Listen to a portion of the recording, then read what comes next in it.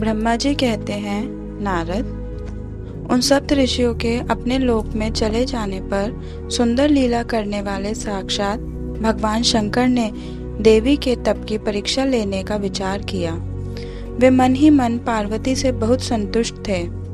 परीक्षा के ही बहाने पार्वती जी को देखने के लिए जटाधारी तपस्वी का रूप धारण करके भगवान शंभु उनके वन में गए। अपने तेज से प्रकाशमान अत्यंत बूढ़े ब्राह्मण का रूप धारण करके प्रसन्नचित हो वे दंड और छत्र लिए वहां से प्रस्थित हुए।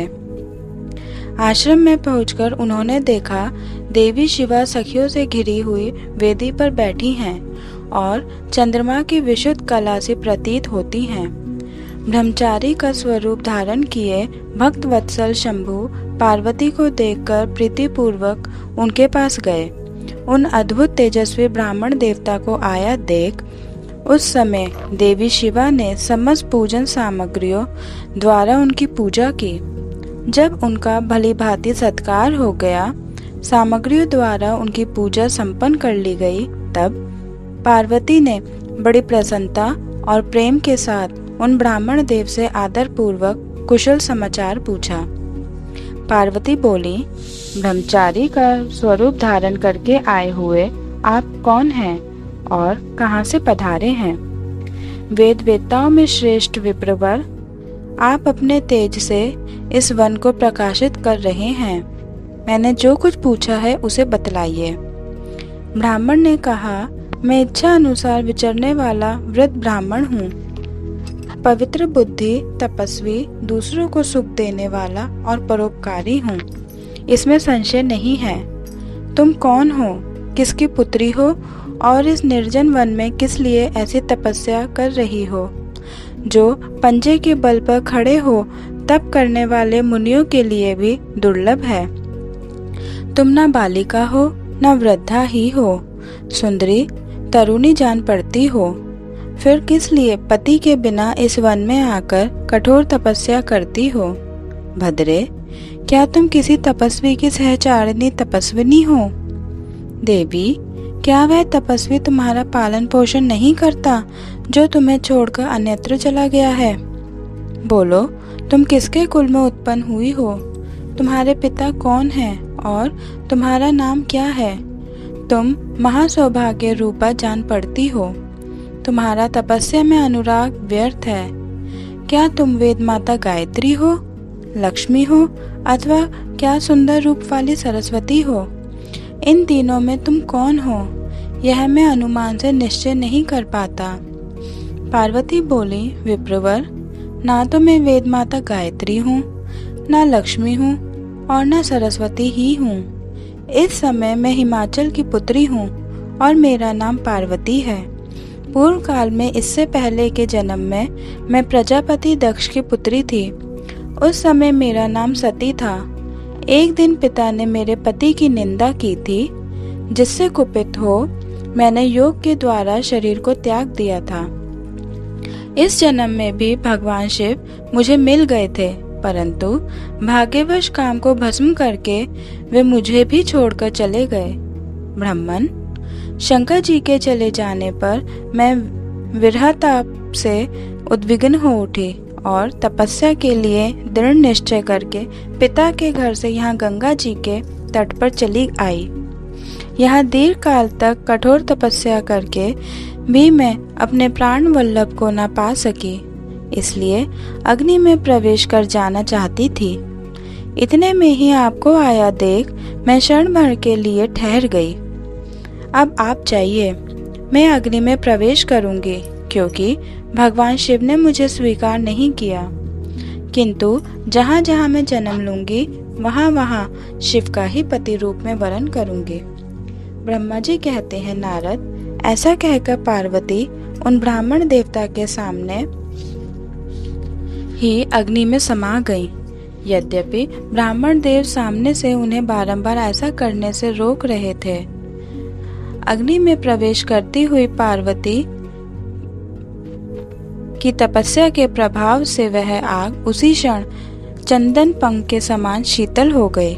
क्षण भर में उस आग के भीतर रहकर जब पार्वती आकाश में ऊपर की ओर उठने लगी, तब ब्राह्मण रूपधारी शिव ने सहसा हंसते हुए उनसे पुनः पूछा, अहो भद्रे, तुम्हारा तप क्या है? यह कुछ भी मेरी समझ में नहीं आया। इधर अग्नि से तुम्हारा शरीर नहीं जला, यह तो तपस्या की सफलता का सूचक है, परंतु अब तक तुम्हें अपना मनोरथ प्राप्त नहीं हुआ। इससे उसकी विफलता प्रकट होती है। अतः देवी, सबको आनंद देने वाले मुझ श्रेष्ठ ब्राह्मण के सामने तुम अपने अभीष्ट मनोरथ को सच सच बताओ। ब्रह्मा जी कहते हैं, नारद, ब्राह्मण के इस प्रकार पूछने पर उत्तम व्रत का पालन करने वाली अंबिका ने अपनी सखी को उत्तर देने के लिए प्रेरित किया। पार्वती से प्रेरित हो उनकी विजया नामक प्राण प्यारी सखी ने, जो उत्तम व्रत को जानने वाली थी, जटाधारी तपस्वी से कहा। सखी बोली, साधो, तुमसे पार्वती के उत्तम चरित्र का और इनकी तपस्या के समस्त कारणों का वर्णन करती हूँ। आप सुनना चाहते हो तो सुनिए। मेरी सखी गिरिराज हिमाचल की पुत्री हैं। ये पार्वती और काली नाम से विख्यात हैं तथा माता मेनका की कन्या हैं। अब तक किसी ने इनके साथ विवाह नहीं किया है। ये भगवान शिव के सिवा दूसरे किसी को चाहती भी नहीं। उन्हीं के लिए 3000 वर्षों से तपस्या कर रही हैं। भगवान शिव की प्राप्ति के लिए ही मेरी इन सखी ने ऐसा तप प्रारंभ किया है। विप्रवर, इसमें जो कारण है उसे बताती हूँ, सुनिए। ये पर्वत राजकुमारी ब्रह्मा, विष्णु तथा इंद्र आदि देवताओं को भी छोड़कर केवल पिनाक पाणी भगवान शंकर को ही पति रूप में प्राप्त करना चाहती हैं और नारद जी के आदेश से यह कठोर तपस्या कर रही हैं।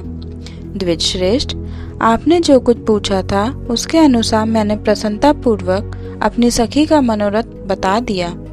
अब आप और क्या सुनना चाहते हैं?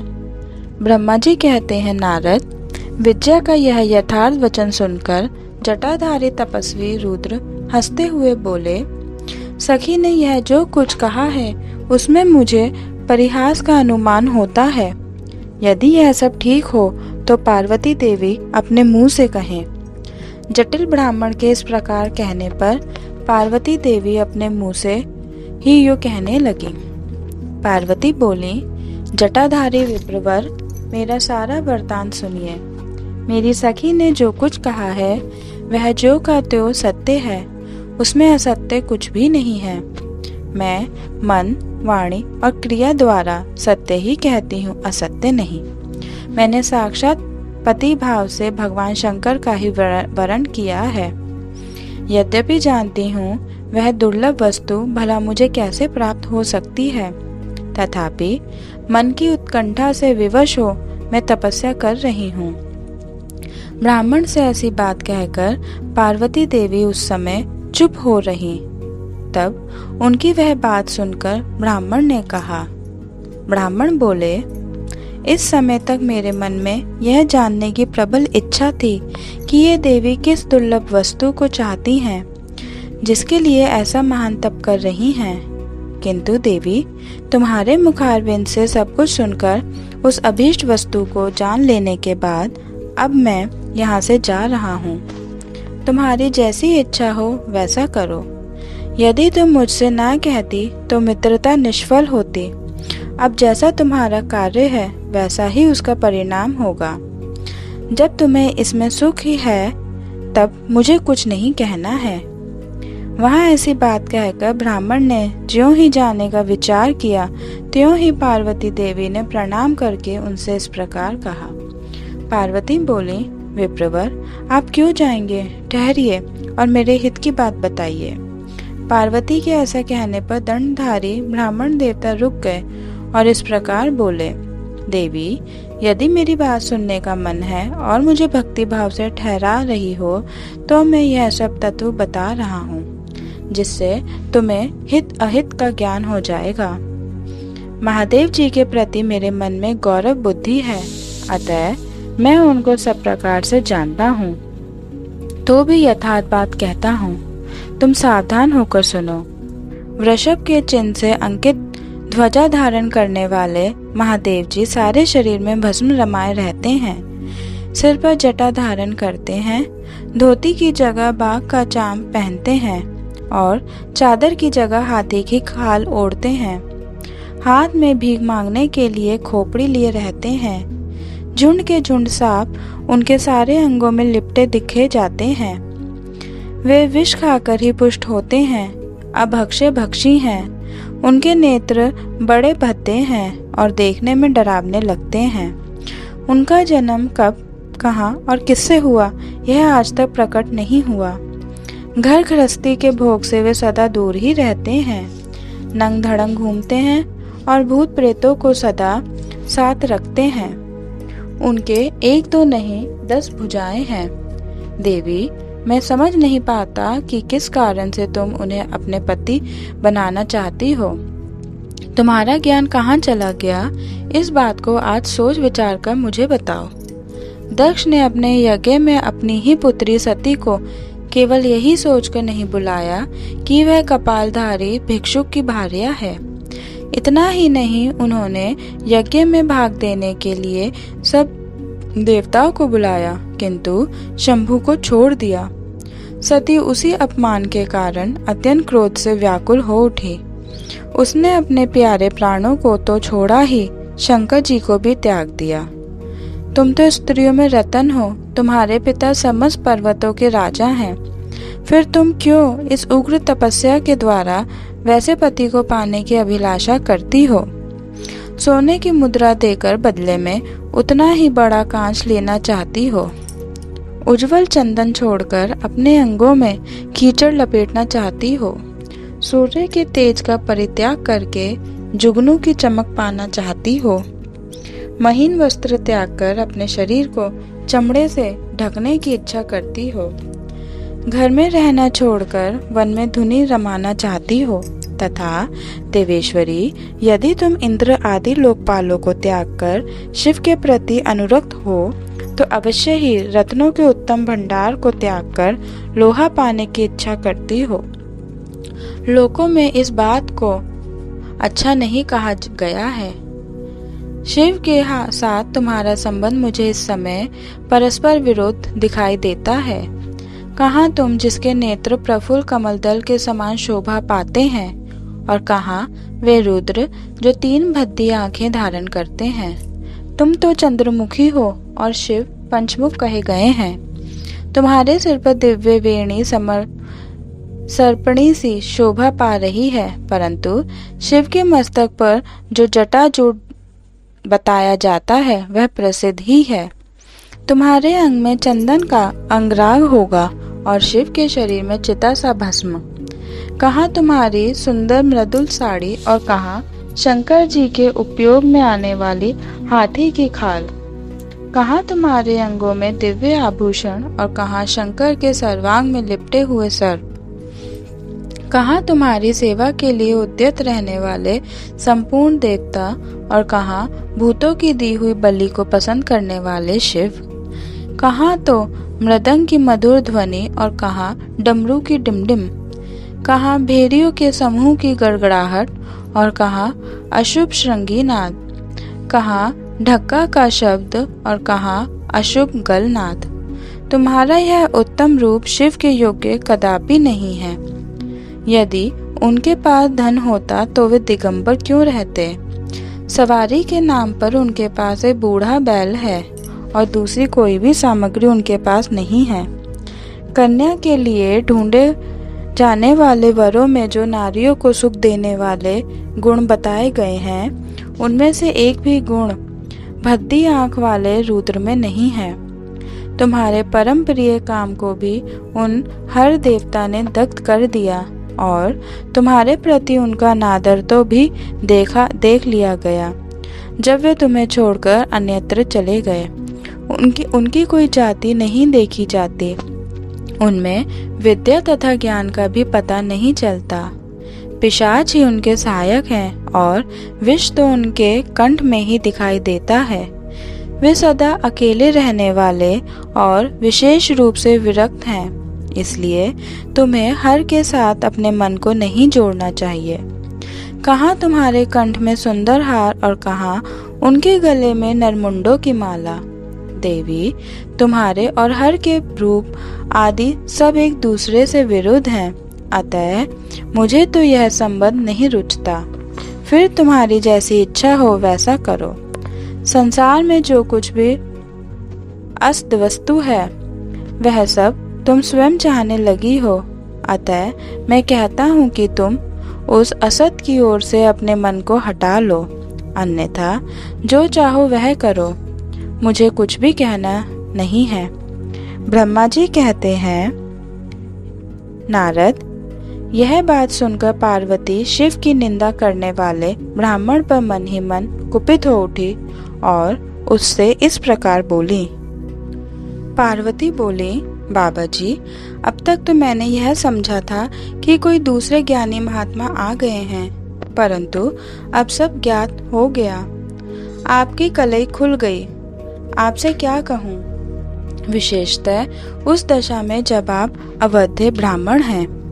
ब्राह्मण देवता, आपने जो कुछ कहा है वह सब मुझे ज्ञात है, परंतु वह सब झूठ ही है, सत्य कुछ नहीं है। आपने कहा था कि शिव को जानता हूँ।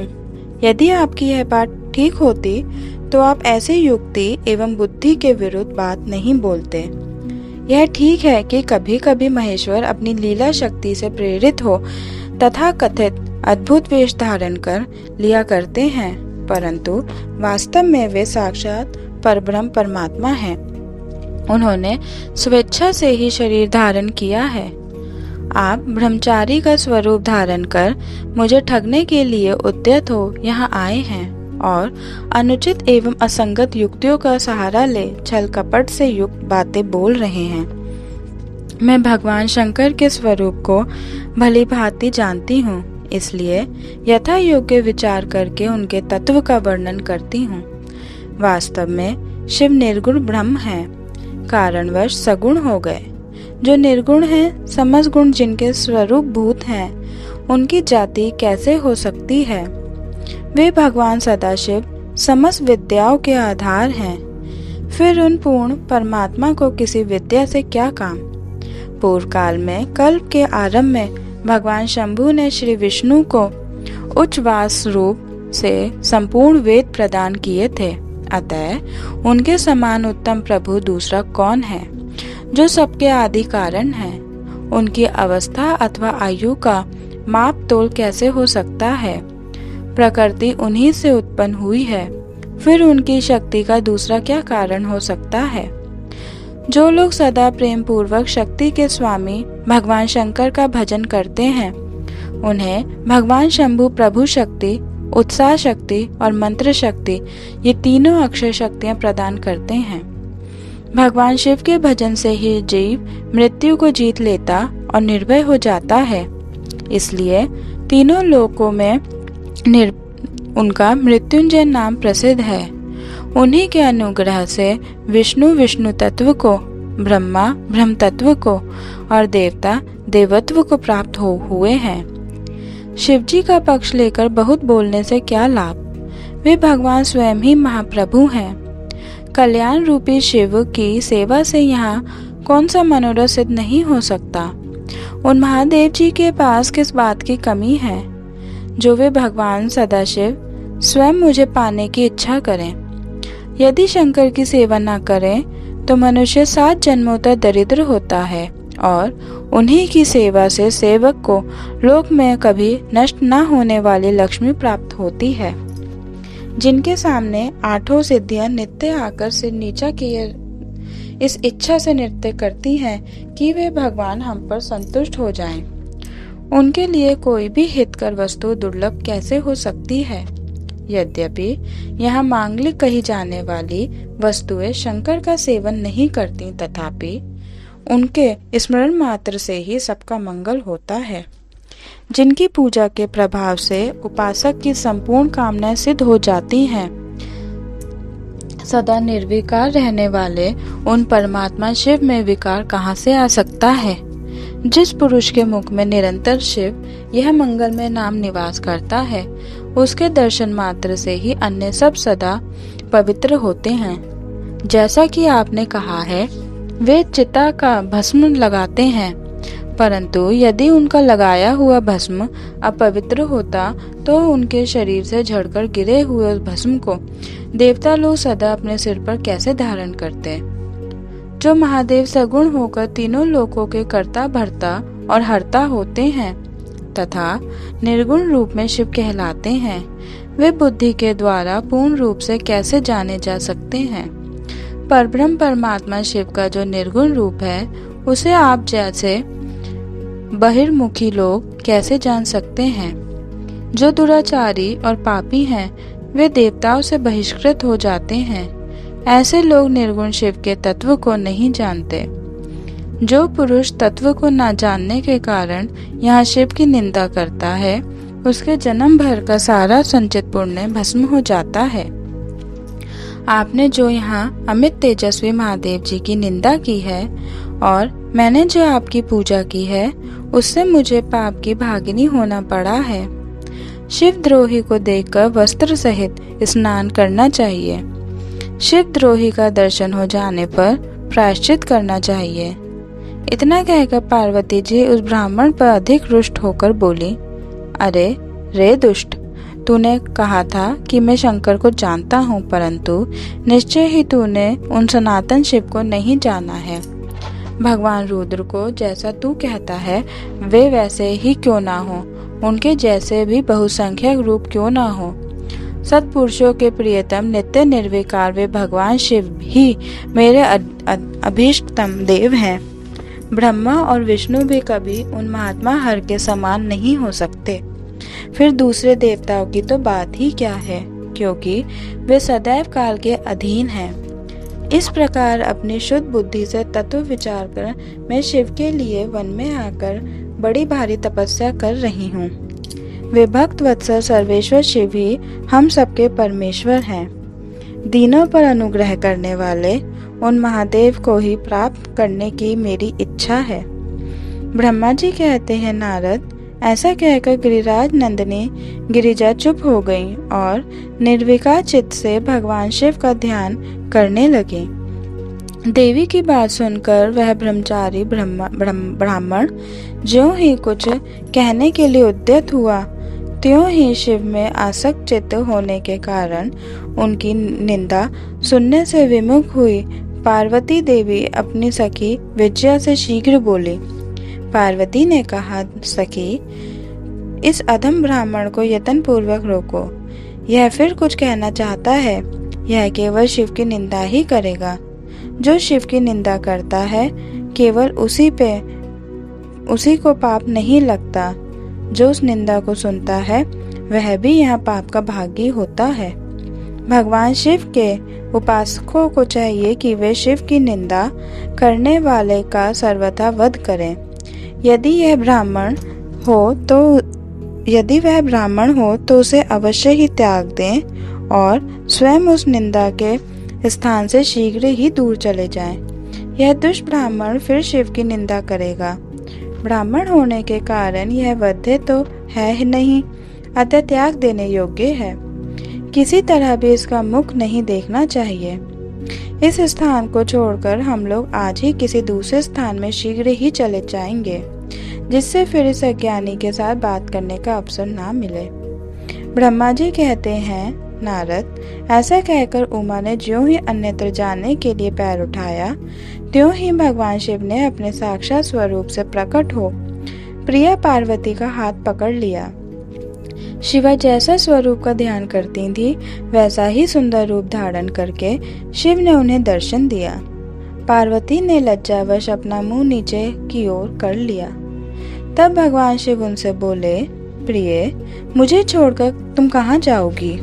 अब मैं फिर कभी तुम्हारा त्याग नहीं करूँगा। मैं प्रसन्न हूँ, वर मांगो। मुझे तुम्हारे लिए कुछ भी अदेय नहीं है। देवी, आज से मैं तपस्या के मोल खरीदा हुआ तुम्हारा दास हूँ। तुम्हारे सौंदर्य ने भी मुझे मोह लिया। अब तुम्हारे बिना मुझे एक क्षण भी युग के समान जान पड़ता है। लज्जा छोड़ो, तुम तो मेरी सनातन पत्नी हो। गिरिराज नंदिनी, महेश्वरी, मैंने जो कुछ कहा है उस पर श्रेष्ठ बुद्धि से विचार करो।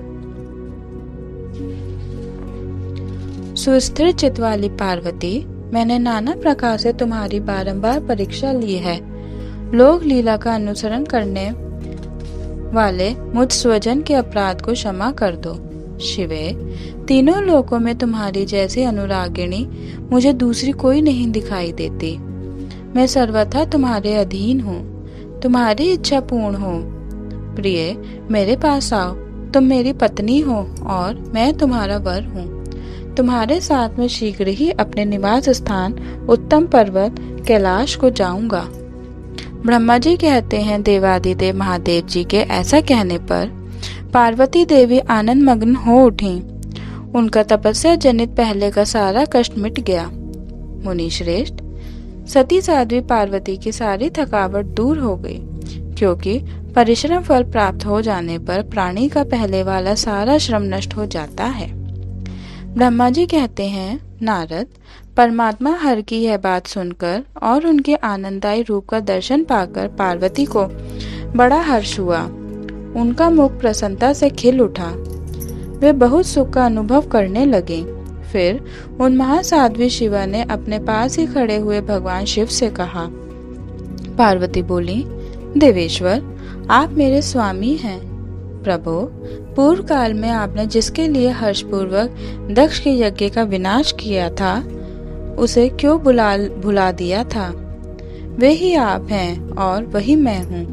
देव देवेश्वर, इस समय मैं तारकासुर से दुख पाने वाले देवताओं के कार्य की सिद्धि के लिए रानी मेनका के गर्भ से उत्पन्न हुई हूँ।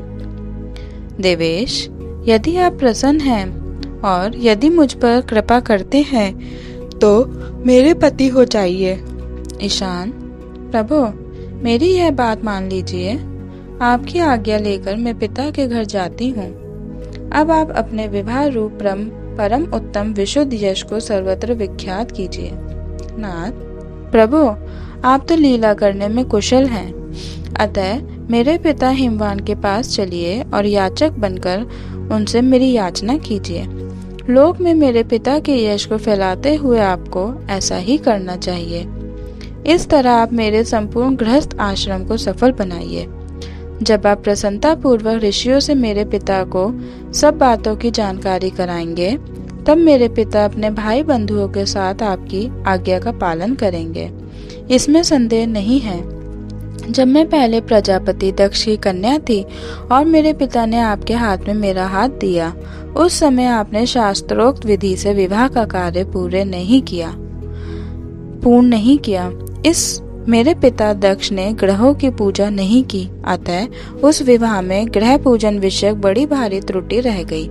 इसलिए प्रभु महादेव, अब की बार देवताओं के कार्य की सिद्धि के लिए आप शास्त्रोक्त विधि से विवाह कार्य का संपादन करें। विवाह की जैसी रीति है उसका पालन आपको अवश्य करना चाहिए। मेरे पिता हिमवान को यह अच्छी तरह ज्ञान हो जाना चाहिए कि मेरी पुत्री ने शुभकारक तपस्या की है। पार्वती की ऐसी बात सुनकर भगवान सदाशिव बड़े प्रसन्न हुए और उनसे हंसते हुए से प्रेम पूर्वक बोले। शिव ने कहा, देवी महेश्वरी, मेरी यह उत्तम बात सुनो। यह उचित मंगलकारक और निर्दोष है। इसे सुनकर वैसा ही करो। वरानने, ब्रह्मा आदि जितने भी प्राणी हैं वे सब अनित्य हैं। भामिनी, यह सब जो कुछ दिखाई देता है इसे नश्वर समझो। मैं निर्गुण परमात्मा ही निर्गुणों से युक्त हो एक से अनेक हो गया हूँ, जो अपने प्रकाश से प्रकाशित होता है। वही परमात्मा में दूसरे के प्रकाश से प्रकाशित होने वाला हो गया। देवी, मैं स्वतंत्र हूँ, परंतु तुमने मुझे परतंत्र कर दिया। समस्त कर्मों को करने वाली प्रकृति एवं महामाया तुम ही हो। यह संपूर्ण जगत महामायामय ही रचा गया है। मुझ सर्वात्मा परमात्मा ने अपनी उत्तम बुद्धि के द्वारा इसे धारण मात्र कर रखा है। सर्वत्र परमात्मा भाव रखने वाले सर्वात्मा पुण्यवानों ने इसे अपने भीतर सींचा है तथा यह तीनों गुणों से आवेष्टित है। देवी, वरवर्णी, कौन मुख्य ग्रह है, कौन से ऋतु समूह है अथवा कौन दूसरे उपग्रह हैं, इस समय तुमने शिव के लिए क्या कहा है, किस कर्तव्य का विधान किया है? गुण और कार्य के भेद से हम दोनों ने इस जगत में भक्त वत्सलता के कारण भक्तों को सुख देने के हेतु अवतार ग्रहण किया है। तुम ही रज सत्व तमोमयी सूक्ष्म प्रकृति हो, सदा व्यापार कुशल सगुणा और निर्गुणा भी हो। सुमध्य में मैं यहाँ संपूर्ण भूतों का आत्मा, निर्विकार एवं निरीह हूँ। भक्त की इच्छा से मैंने शरीर धारण किया है। शैलजे, मैं तुम्हारे पिता हिमालय के पास नहीं जा सकता तथा भिक्षुक होकर किसी तरह तुम्हारी उनसे याचना भी नहीं कर सकता। गिरिराज नंदिनी, महान गुणों से अत्यंत गौरवशाली महात्मा पुरुष भी अपने मुंह से देही अर्थात दो यह बात निकालने पर तत्काल लघुता को प्राप्त हो जाता है। कल्याणी, ऐसा जानकर हमारे लिए क्या कहती हो? भद्रे, तुम्हारी आज्ञा से मुझे सब कुछ करना है, किंतु अतः जैसी तुम्हारी इच्छा हो वैसा करो। महादेव जी के ऐसा कहने पर भी सती साध्वी कमल लोचना महादेवी शिवा ने उन भगवान शंकर को बारंबार भक्ति भाव से प्रणाम करके कहा। पार्वती बोली, नाथ, आप आत्मा हैं और मैं प्रकृति, इस विषय में विचार करने की कोई बात नहीं है। हम दोनों स्वतंत्र और निर्गुण होते हुए भी भक्तों के अधीन होने के कारण सगुण हो जाते हैं। शंभो, प्रभो, आपको प्रयत्न पूर्वक मेरी प्रार्थना के अनुसार कार्य करना चाहिए। शंकर, आप मेरे लिए याचना करें और हिमवान को दाता बनने का सौभाग्य प्रदान करें। महेश्वर, मैं सदा आपकी भक्ता हूँ, अतः मुझ पर कृपा कीजिए। नाथ, सदा जन्म जन्म में मैं ही आपकी पत्नी होती रही हूँ। आप परब्रह्म परमात्मा हैं, निर्गुण हैं, प्रकृति से परे हैं, निर्विकार हैं, निधि एवं स्वतंत्र परमेश्वर हैं। तथापि भक्तों के उद्धार में संलग्न हो यहाँ सगुण भी हो जाते हैं। स्वात्मा राम होकर भी लीला विहारी बन जाते हैं, क्योंकि आप नाना प्रकार की लीलाएं करने में कुशल हैं। महादेव, महेश्वर, मैं सब प्रकार से आपको जानती हूँ। सर्वज्ञ, अब बहुत कहने से क्या लाभ, मुझ पर दया कीजिए। नाथ, महान अद्भुत लीला करके लोक में अपने सुयश का विस्तार कीजिए, जिसे गा गा कर लोग अनायास ही भवसागर से पार हो जाएं। ब्रह्मा जी कहते हैं, नारद, ऐसा कहकर गिरिजा ने महेश्वर को बारंबार प्रणाम किया और मस्तक झुकाकर हाथ जोड़ वे चुप हो गईं। उनके ऐसा कहने पर महात्मा महेश्वर ने लोक लीला का अनुसरण करने के लिए वैसा करना स्वीकार कर लिया। पार्वती ने जो कुछ कहा था उसी को प्रसन्नता पूर्वक करने के लिए उद्यत होकर वे हंसने लगे। तदंतर हर्ष से भरे हुए शंभु अंतर्ध्यान हो कैलाश को चले गए। उस समय काली के विरह से उनका चित्त उन्हीं की ओर खिंच गया था। कैलाश पर जाकर परम आनंद में निमग्न हुए महेश्वर ने अपने नंदी आदि गणों से वह सारा वृत्तांत कह सुनाया। वे भैरव आदि सभी गण भी वह सब समाचार सुनकर अत्यंत सुखी हो गए और महान उत्सव करने लगे। नारद, उस समय वहां महान मंगल होने लगा। सबके दुख नष्ट हो गए तथा रुद्रदेव को भी पूर्ण आनंद प्राप्त हुआ। ओम नमः शिवाय।